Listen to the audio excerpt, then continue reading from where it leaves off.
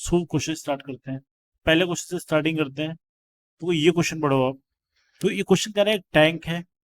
Tank की length width तो height दे के रखी, लंबाई चौड़ाई ऊंचाई दे के रखी। कह रहा है कि इसको प्लास्टर करना। तो आपको ये चीज पता रहना चाहिए कि टैंक है तो टैंक का जो ऊपरी हिस्सा होता है कुछ इस तरीके से टैंक होगा आपका। ये टैंक कुछ इस तरीके से बनाओगे आप। इस टैंक का आपको चीज याद रखना पड़ेगा। आपको जो ये पहला वाला पार्ट आपको ये दिख रहा है, ये वाला पार्ट आपको प्लास्टर करोगे। और ये दूसरा पार्ट जो इसके सामने का ये प्लास्टर करोगे। ये तीसरा पार्ट जो इसके सामने का ये दिख रहा है ये प्लास्टर करोगे। इसके सामने का ये पार्ट ये प्लास्टर ये करोगे। और नीचे का जो बॉटम वाला पार्ट है ये प्लास्टर करोगे। तब जाके टैंक पूरी तरीके से प्लास्टर हो जाएगा। एक चीज में ध्यान देना कि जो ऊपर का आपको ये वाला पार्ट दिख रहा है जो ढक्कन की तरह ये मैं आपको बना रहा हूँ, इसको कवर नहीं करना। अगर आप ले लोगे तो टैंक बंद हो जाएगा। आपको टैंक बंद वाला टैंक नहीं बनाना है। टैंक के दीवारों पे प्लास्टर करना है भाई, ठीक। तो सिंपली बात है, कभी भी अगर ऐसे क्वेश्चन अगर आपके दिमाग पेपर में आते हैं तो आपको एरिया फाइंड आउट करना है। आपको पता है अगर ये पूरा का पूरा टैंक अगर हमें प्लास्टर करना होता तो इसके लिए फॉर्मूला होता है पूरे क्षेत्रफल फाइंड आउट करने के लिए। प्रत्येक दीवार का प्रत्येक फलक का क्षेत्रफल निकालने का जो फॉर्मूला होता है 2 टाइम्स एल बी होता है प्लस 2 टाइम्स बी एच होता है और 2 टाइम्स एच एल होता है, ठीक है। और क्यों 2 टाइम्स होता है, देखो ये अगर मैं आपको एक समझाने की बात करता हूँ, ये एल है। सपोज क्या ये एल रहा होगा और ये बी है। सिंपली सी बात है, ये भी एल है और ये क्या है बी है। जस्ट उसका सामने की जो भुजाएं बराबर रहेंगी। समझ में आया बात? सिंपली मेरी बात समझना। देखो इसका जो क्षेत्रफल निकालोगे एल इंटू बी हो जाएगा। और इसका जब क्षेत्रफल निकालोगे तो इसका भी क्षेत्रफल जो होगा ये एल इंटू बी होगा। क्योंकि प्रत्येक फलक के क्षेत्रफल को ऐड किया गया तो ये 2 times L B plus L B करोगे तो 2 एल बी हो जाएगा। इसी तरीके से बी एच 2 बार आया है तो बी एच 2 बार एच हो गया और 2 बार एच एन आ गया। तो इसमें हमें अगर ये वाला पोर्शन नहीं लेना है तो हमें ये वाला माइनस करना पड़ेगा। तो एल बी है तो मतलब इस वाले पार्ट में से एक एल बी माइनस करोगे तो ये फॉर्मूला बन जाएगा। एक एल बी अगर माइनस कर दोगे आप तो ये एल बी हो जाएगा plus 2 B H plus 2 H. यही फॉर्मूले में आपको क्वेश्चन सॉल्व करना पड़ेगा। ये अंडरस्टैंडिंग आपको बनानी पड़ेगी, ठीक है। अगर हम क्षेत्रफल निकाल लेंगे तो हमें रेट से मल्टीप्लिकेशन करके क्वेश्चन को सॉल्व किया जा सकता है, ठीक है। अब एल की वैल्यू इस क्वेश्चन में कितनी देके रखी, 25 देके रखी है, एल की वैल्यू है। बी की वैल्यू क्वेश्चन में देके रखी है 12, तो ये बी की वैल्यू है। और ये एच की वैल्यू 6। रखते हैं वैल्यू फिटिंग करते हैं। अगर आप वैल्यू फीड करो तो आपको यहाँ पे दिखाई पड़ेगा एल की वैल्यू 25 25 रख लो। बी की वैल्यू 6, 12 है तो 12 लिख लिया। प्लस 2 टाइम्स बी एच का मतलब हो गया 12 इंटू 6 करोगे आप। प्लस 2 टाइम्स एच एल का मतलब एच की वैल्यू कितनी है 6 और एल की वैल्यू कितनी है क्वेश्चन में 25। मल्टीप्लिकेशन करोगे तो ये वैल्यू कितनी हो जाएगी, 25 से 12 गुना करोगे तो 300 हो जाएगा। और 12 छः की 72 दूनी क्या हो जाएगा, 144 हो जाएगा। और प्लस 25 छः के 150 का 2 गुना करोगे तो 300 हो जाएगा। आपस में जब ऐड करोगे तो 744 क्या आ रहा है, ये कुल क्षेत्रफल आ रहा है। इतने पार्ट पे इतने क्षेत्रफल पे हमें प्लास्टर कराना है, ठीक है। जो आपको 5 ये लेयर दिख रहे हैं, 5 फलक दिख रहे हैं ऊपर चारों तरफ का प्लस नीचे का दिख रहा है, इन सभी का क्षेत्रफल आ रहा है 744। अब देखो भाई, टैंक का क्षेत्रफल जितने में प्लास्टर करना है पता लग गया, हमें लागत निकालना है। तो आपको पता है अगर क्षेत्रफल अगर हमें पता लग गया कितने पार्ट में हमें प्लास्टर करवाना है, क्षेत्रफल अगर हमें वो पता लग गया, उस क्षेत्रफल में अगर हमें दर पता है, क्वेश्चन में दर दे के रखा है 50 पैसे प्रति वर्ग मीटर दे के रखा है। और आपका एरिया कुल कितना निकला है, आपका एरिया निकला 744 वर्ग मीटर निकला है। तो ठीक है, 1 वर्ग मीटर का रेट हमें पता है तो इसलिए अगर पूरे में मल्टीप्लाई कर दोगे तो लागत निकल आएगी। तो ये दर से गुना कर दो तो 744 हो गया, ठीक है। हमारा आंसर सबके सब रुपए में है तो इसलिए हम इसको रुपए में बदलेंगे। 50 पैसे को रुपए में बदलने का मतलब 100 से गुना करना पड़ेगा, भाग करना पड़ेगा। जब कैंसिल करोगे तो 1/2 आ जाएगा। 1/2 का मैं 2 से जब काटोगे तो क्या हो जाएगा, 744 का 2 से काट जब काटोगे क्या हो जाएगा, 3 दूनी के 6 हो जाएगा, 3 सते 14, 2 से 14 हो जाएगा, 2 दूनी 4 हो जाएगा, ठीक है। 2 3 6 372। 372 रुपए में वो टैंक है पूरी तरीके से प्लास्टर हो जाएगा 50 पैसे प्रति वर्ग मीटर की दर से, ठीक है। आई होप समझ में आ चुका है। ये मैंने क्वेश्चन आपको बहुत अच्छे से समझाने की कोशिश करी, ये भी क्वेश्चन कई बार पेपर में आ चुका है। ठीक है, नेक्स्ट क्वेश्चन देखते हैं। ये क्वेश्चन देखो आप, इस क्वेश्चन को कराने से पहले मैं आपको कॉन्सेप्ट बताऊंगा। कह रहा है कभी भी अगर कोई दो एक चीज को सपोज किया, मैंने कोई अगर आकृति है मान लो, एक आकृति को दूसरी आकृति में पिघलाया जाए, अगर मेल्ट कर दिया जाए, पिघला दिया जाए, मैं आपको समझा देता हूँ क्वेश्चन। मेल्ट कर दिया जाए तो दोनों के आयतन बराबर होते हैं। ठीक है, आयतन इसका प्लस आयतन पहले वाले का आयतन और दूसरी कंडीशन में जो आयतन होगा ना आपस में बराबर। क्या मतलब इसका वो हो, इसका मतलब ये हुआ कि सपोज किया कि पहले वाले कंडीशन में कह रहा है कि तीन छोटे छोटे वृत्त थे। ये कितना बड़ा वृत्त था, उससे एक छोटा वृत्त रहा होगा, उससे भी छोटा एक वृत्त रहा होगा, इन तीनों छोटे वृत्तों को एक साथ पिघला दिया गया। ठीक है, पिघलाओगे तो ढेर सारा धातु निकलेगा, तो धातु जो निकलेगा उससे एक बड़ा सा इन्होंने क्या बना दिया, सर्कल बना दिया, वृत्त बना दिया। तो आप बोलोगे सर बड़ा वृत्त तो बनेगा क्योंकि तीन बड़े बड़े छोटे छोटे क्या किए हैं, वृत्त को पिघलाया गया है। तो पहले हम जनरल वाले पे बात करते हैं। ये आप याद रखना है, पेपर में क्वेश्चन बहुत बार आया है, ये कॉन्सेप्ट आपको पता रहना चाहिए। अगर इसकी त्रिज्या में अगर R1 ले लेता हूँ, इसकी त्रिज्या R2 ले लेता हूँ, इसकी त्रिज्या R3 ले लेता हूँ, इस क्वेश्चन को कराने के लिए मैं आपको जनरल बात बता रहा हूँ, इसकी त्रिज्या R ले लेता हूँ। ठीक है, आपको पता है कि इन तीनों को जो पिघलाया जाएगा तो एक बड़ा वाला ये बनेगा। तो मैंने आपको बताया कि दोनों कंडीशन में जिस चीज को पिघला के दूसरी चीज बनाई जा रही है तो आयतन बराबर होंगे। तो मतलब इसका जो आयतन आएगा, इस वाले का आयतन आएगा, इस वाले का आयतन, तीनों को आयतन को जोड़ दिया जाए और ये जो कि इस बड़े वाले आयतन के बराबर हो। इतनी बात समझ में आ चुकी है। तो ठीक है, एक जनरल फार्मूला बनाते हैं। इसका आयतन जब लिखो क्या हो जाएगा, 4/3 पाई R1 क्यूब लिखोगे। इसका जब आयतन लिखोगे क्या हो जाएगा, 4/3 पाई R2 क्यूब लिखोगे।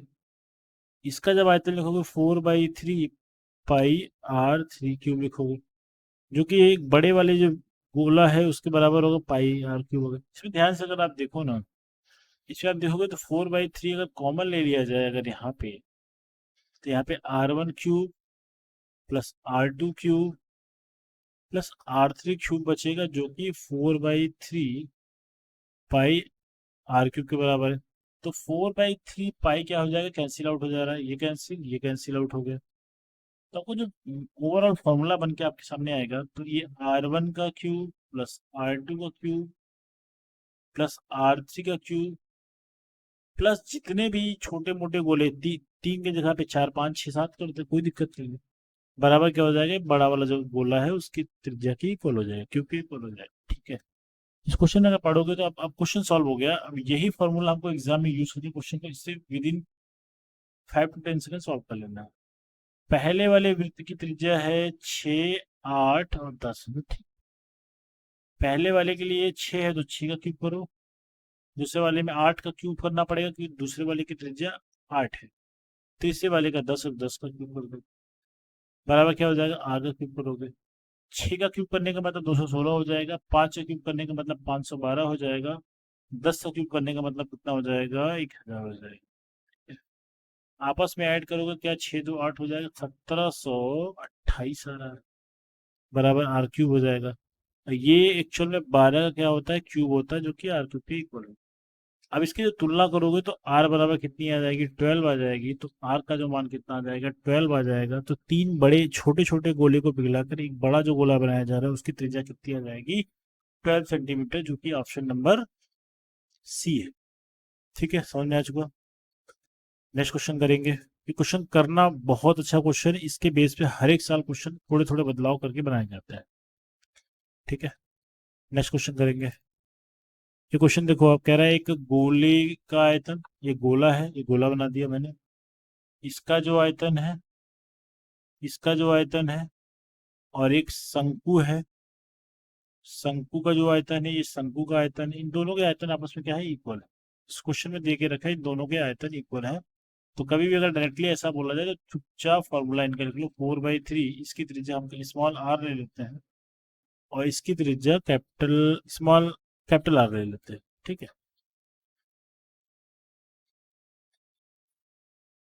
ठीक है, एक कैपिटल R ले लेते हैं। ठीक, और इसकी हाइट हम h ले लेते हैं। तो ये हो जाएगा 4/3 पाई R क्यूब। इसका अगर आप लिखोगे एरिया, आयतन लिखोगे तो 1/3 पाई आर स्क्वायर क्या हो जाएगा, एच हो जाएगा। जो कह रहा है क्वेश्चन में वो उतना मैंने कर दिया। जो कैंसिल आउट हो रहा है काट लो। तो यहाँ पे आप देखो 3 से 3 कैंसिल आउट हो जाएगा, पाई से पाई कैंसिल आउट हो जाएगा। और यहाँ पे देखो संग जिसके आधार की त्रिज्या मैं यहाँ पे कर लेता हूँ, की त्रिज्या है इस टाइपिंग मिस्टेक। आधार की त्रिज्या 6 सेंटीमीटर है, तो इसके आधार की त्रिज्या ये वाली वैल्यू 6 सेंटीमीटर है, इसकी ऊंचाई देके रखिए क्या है 24 सेंटीमीटर। वैल्यू फीडिंग करते हैं। ठीक।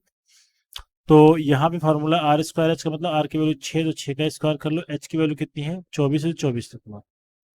और यहाँ पे आर क्यूब बराबर क्या हो जाएगा 6 स्क्वायर 24 कर लो। यहाँ पे 4 बच रहा था तो 4 नीचे आ जाएगा यहाँ पे। ठीक है, 4 से काटोगे 6 बार कट जाएगा, तो 6 का स्क्वायर इंटू 6 करोगे 6 क्यूब हो जाएगा। तो आर क्यूब बराबर कितना हो जाएगा 6 का क्यूब हो जाएगा। तो तुलना जब करोगे तो आर बराबर कितना दिखाई पड़ रहा है, आर बराबर आपको दिख रहा है 6 सेंटीमीटर। इस क्वेश्चन में क्या निकालना था, गोले की त्रिज्या निकालना, तो 6 सेंटीमीटर इसका ऑप्शन होगा। तो जो भी इसका आंसर है, इसमें ऑप्शन एक भी मैच नहीं कर रहा, तो ऑप्शन इसका क्या हो जाएगा 6 सेंटीमीटर, तो ऑप्शन नंबर ई इसका सही हो जाएगा। ठीक है, ये भी आपके टीयर थर्ड में आया क्वेश्चन है, बहुत अच्छा क्वेश्चन था। ठीक है, नेक्स्ट क्वेश्चन देखते हैं। कह रहा है एक आयत का क्षेत्रफल, आयत बना लो, एक आयत इस तरीके से बना दिया, इसका जो एरिया है और एक आयत का क्षेत्रफल 14 सेंटीमीटर त्रिज्या वाले, 14 सेंटीमीटर त्रिज्या वाला मतलब ये इसकी त्रिज्या 14 सेंटीमीटर है, वृत्त के क्षेत्रफल के बराबर है, तो मतलब दोनों के क्षेत्रफल आपस में बराबर है। यदि आयत की चौड़ाई क्वेश्चन में 22 दे के रखा है, तो आपको इसकी लंबाई निकालनी है, तो लंबाई की वैल्यू हमें एल चाहिए। तो ठीक है, डेटा जो दिया है उसको फीडिंग कर लो, ऐसा निकाल लो। इसका क्षेत्रफल आपको पता है क्या, एल इंटू बी होता है। एल की वैल्यू पता नहीं है, बी की वैल्यू 22 है तो 22 रख लिया। इसका क्षेत्रफल होता है पाई आर स्क्वायर, पाई की वैल्यू 22/7 होती है तो 22/7 रखा, आर की वैल्यू 14 है तो 14 रखा। 14 का स्क्वायर करना है तो 14 इंटू 14 कर। आप जब सॉल्व करोगे तो एल, ये 22 से 22 कैंसिल आउट हो जाएगा, 7 से काटोगे 7 दूनी की 14 हो जाएगा। एल बराबर क्या हो जाएगा 2 इंटू 7 कर दो 28 आएगा। सी एम है तो सी एम लगा लो।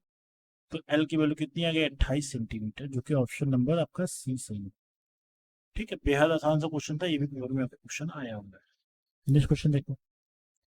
ये क्वेश्चन एग्जाम में टीयर 2 में भी आया था, टीयर 1 में भी आया था, टीयर थर्ड में भी आया था, आने वाले समय में आएगा।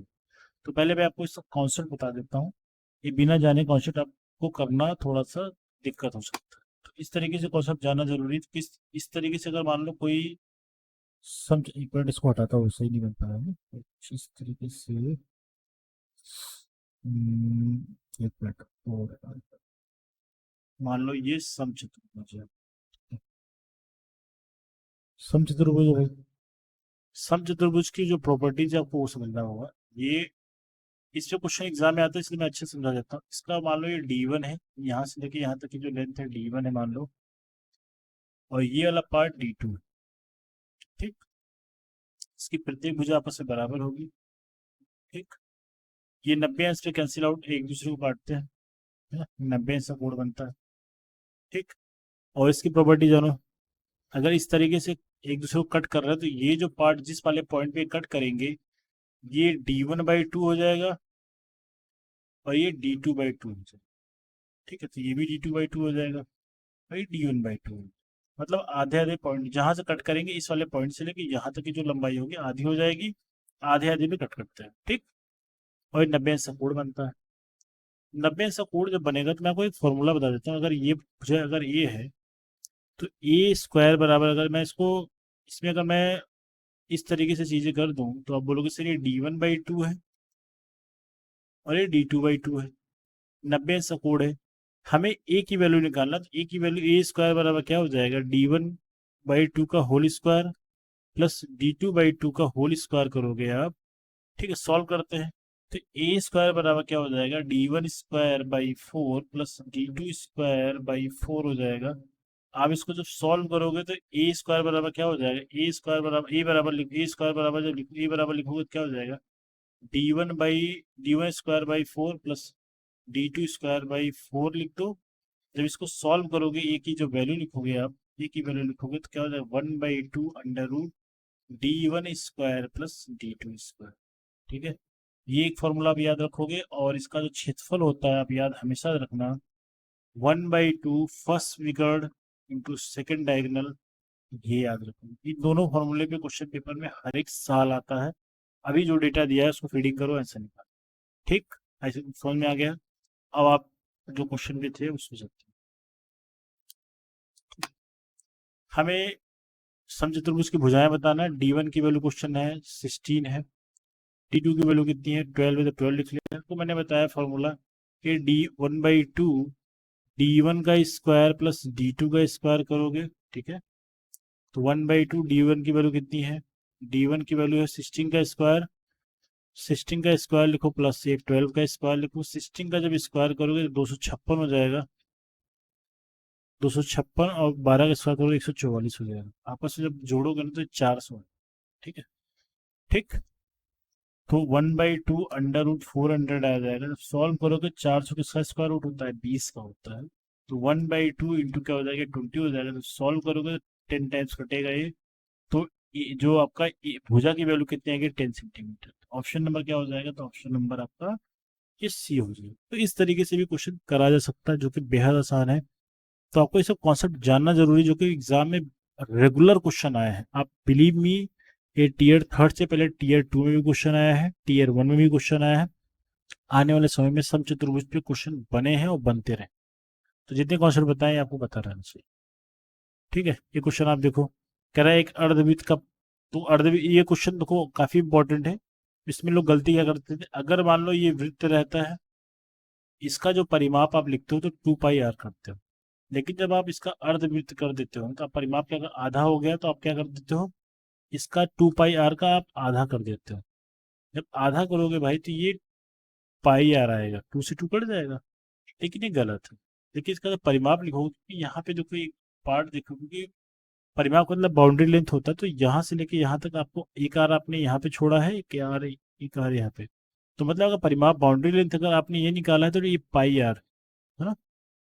ये पाई आपने ये तो कवर कर लिया है, लेकिन आपने ये वाला पार्ट अभी कवर नहीं किया है, इसको भी कवर करना पड़ेगा। तो मतलब r+r कर लोगे, जो कि 2r है। तो 2r अगर कर दोगे तो ये अर्धवृत्त का क्या हो जाएगा, परिमाप हो जाएगा। इस चीज को हमेशा याद रखना, ये बहुत इंपॉर्टेंट है।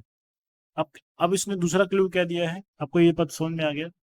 कह रहा है कि यदि अर्धवृत्त की त्रिज्या 196 मीटर स्क्वायर क्षेत्रफल वाले वर्ग की भुजा, ठीक है। तो एक वर्ग का जो क्षेत्रफल है, वर्ग का जो क्षेत्रफल है, इस क्वेश्चन में कितना देके रखा है, 196 देके रखा है, ठीक।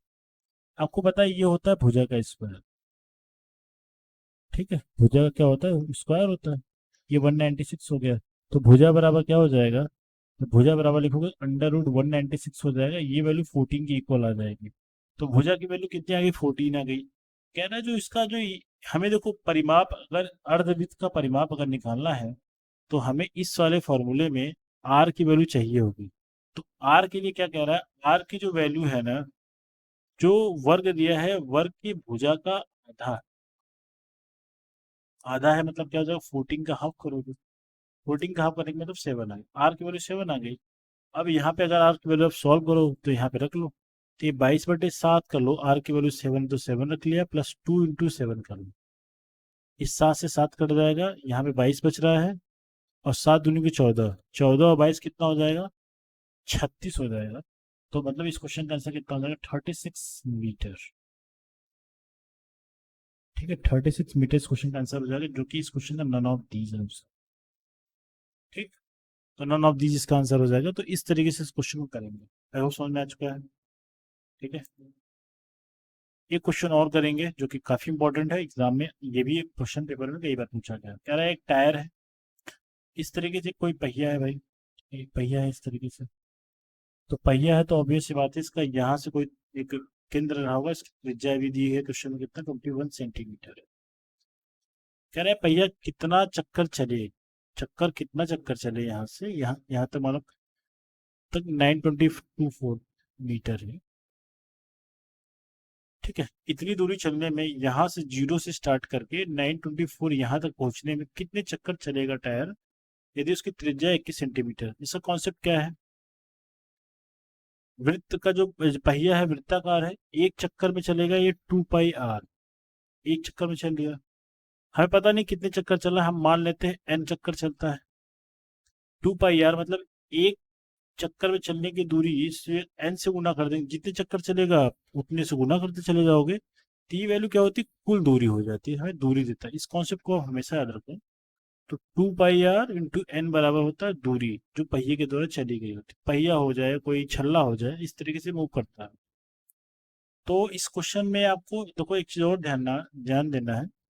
ये 21 सेंटीमीटर है और ये 924 मीटर, तो दोनों में से किसी एक का कन्वर्जन करना पड़ेगा क्वेश्चन को सॉल्व करने के लिए। इसको अगर हम मीटर में कन्वर्ट कर दें इस त्रिज्या को, तो ये 21 बाई क्या हो जाएगा, 100 से गुणा भाग कर दोगे तो ये मीटर में कन्वर्ट हो जाएगा। ठीक है, आप सॉल्व कर सकते हैं। तो 2 इंटू पाई की वैल्यू कितनी होती है, 22/7 रख लो आप। आर की वैल्यू है 21/100, एन की वैल्यू पता नहीं है, और दूरी कितनी है 924 मीटर। सब कुछ मीटर में हो गया, क्वेश्चन सॉल्व करना आसान हो जाएगा। एन की जब वैल्यू आप सॉल्व करोगे तो एन बराबर क्या हो जाएगा, 924 इंटू 7 इंटू 100 हो जाएगा, और डिवाइडेड बाय क्या हो जाएगा, 22 गुना 2 गुना 21 हो जाएगा। सॉल्व करते हैं, 11 से काटोगे तो ये वैल्यू 11 से कटती हुई नजर आ रही है। ठीक है, 11 दूनी के 22 हो जाएगा, 11 अठे 88 और 11 चौके 44 हो जाएगा। ठीक, अब दो से फिर से काटो, 2 से काटोगे तो क्या हो जाएगा, 4 और 2 हो जाएगा। 21 से काटोगे, 21 दूनी क्या हो जाएगा, 42 हो जाएगा, और 2 से फिर अगेन 2 कट जा रहा है। ठीक है, क्या बच रहा है, 7 बच रहा है, 100 बच रहा है। 7 गुना 100 करोगे तो 700 आ जाएगा, जो कि ऑप्शन नंबर बी सही है। तो ये कुल मिला के 700 चक्कर चलेगा, तब जाके 924 मीटर ये टायर चल पाएगा। आई होप समझ में आ चुका है। तो ये आज के इस वीडियो में हम लोगों ने जितने बेहतरीन कॉन्सेप्ट हो सकते थे, वीडियो क्वेश्चन हो सकते थे, सारे के सारे कर लिए। ये क्वेश्चन मैं आपके लिए छोड़े जा रहा हूँ। ये क्वेश्चन आपका होमवर्क है, ये आप मुझे कमेंट करके बताओ कि इसका आंसर क्या आएगा। और मेंशनिंग टॉपिक को कमांड में रखना, क्योंकि इससे 10 से 12 क्वेश्चन पेपर में रेगुलर आया है। ठीक है, तो इस चीज़ को बहुत ध्यान से करना है। कोई भी अगर डाउट आता है तो आप कमेंट के माध्यम से बताइए। आप कमेंट करें, वीडियोस को लाइक करें। बिलीव मी, अब जब लाइक करते हो तो क्वेश्चन और भी अच्छे क्वेश्चंस की मैं वीडियो बनाने की कोशिश करूंगा। एंड आई होप आपको इस वीडियो से, जो भी मैं वीडियो क्रिएट कर रहा हूँ, आपको काफ़ी हेल्प मिलेगा, कॉन्सेप्ट क्लैरिटी हो जाएगी, और एग्जाम में आप इन वीडियो की हेल्प से अच्छा स्कोर करेंगे। तो thank you so much, and channel को सब्सक्राइब कर दें अगर आप नए हैं। और इस तरीके की वीडियो पाने के लिए आप कमेंट करते जाएं और लाइक करें, अपने दोस्तों में शेयर करें। Thank you so much and very best of luck, and good day.